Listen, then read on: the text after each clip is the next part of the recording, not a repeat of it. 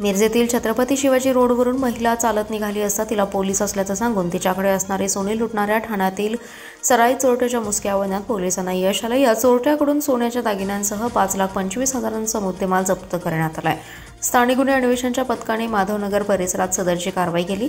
जहीर अब्बास सलीम काझी असं अटक करण्यात आलेल्याचं नाव आहे। चिपळूण तालुक्यातील काविळतळ येथे राहणाऱ्या फिर्यादी रुकैया साबळे या कामानिमित्त मिरजेत आल्या होत्या। 23 जुलै रोजी सकाळी 10:30 वाजण्याच्या सुमारास छत्रपती शिवाजी महाराज रोडवरून त्या चालत निघाल्या होत्या। यावेळी 2 अज्ञात व्यक्ती दुचाकीवरून आले। त्यांनी पोलीस असल्याचं सांगत पुढे चेकिंग सुरू असून साहेब आहेत ते तुम्हाला विचारतील असं म्हणून साबळे यांच्या हातातील बांगड्या कपड्यात गुंडाळून घेत त्या हात चलाखीने बदलून पलायन केलं।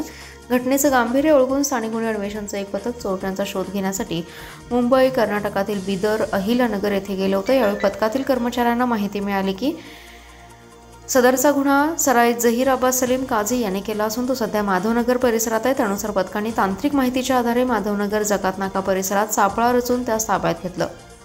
त्याच्याकडे कसून चौकशी केली असता त्याने सदरचा गुन्हा केल्याची कबुली दिली। तसेच त्याच्याजवळ असलेली पल्सर दुचाकी पुण्यातून चोरल्याचं सांगितलं। यावेळी त्याच्याकडून 40 ग्राम वजनाच्या 4 सोन्याच्या बांगड्या आणि एक दुचाकी असा एकूण 5,25,000चा मुद्देमाल जप्त केला आहे।